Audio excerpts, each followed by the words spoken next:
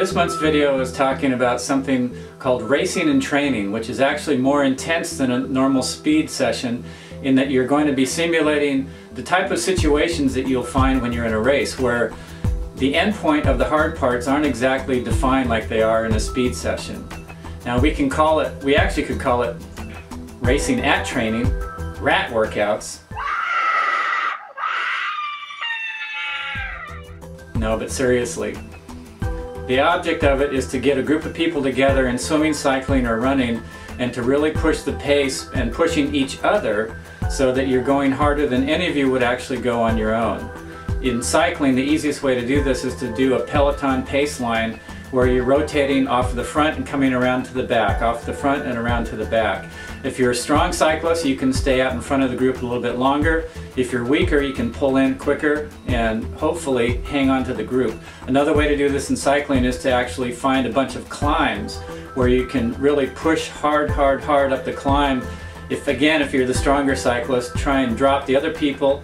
If you're a weaker cyclist, try and keep that gap to a minimum. The same can be done with running, where you run on a loop where there's hills and on trails, or even on the roads. But make sure it's a defined loop that you can do periodically so that you can see not only are you getting faster, but is the group getting faster.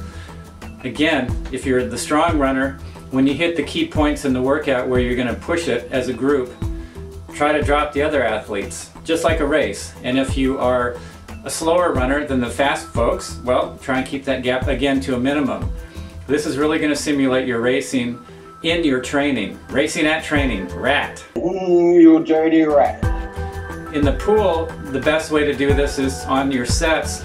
If you're in the front of a pace line or the front person to go off, try to pull away even farther from your people behind you each and every swim. If you're in the back, of course, what you want to try and do is stay on the feet of the swimmer in front of you a little bit longer each time you go off on the interval.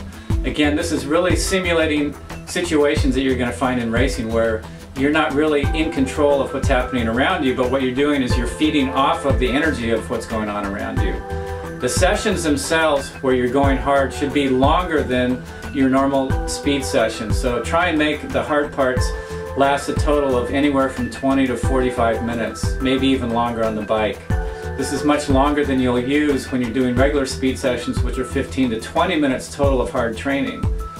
Again, the objective of this, though, is to really push hard, to back off a little bit, use the other people to push the pace, and hopefully have your racing and training be something that'll help you in your performance in the triathlons.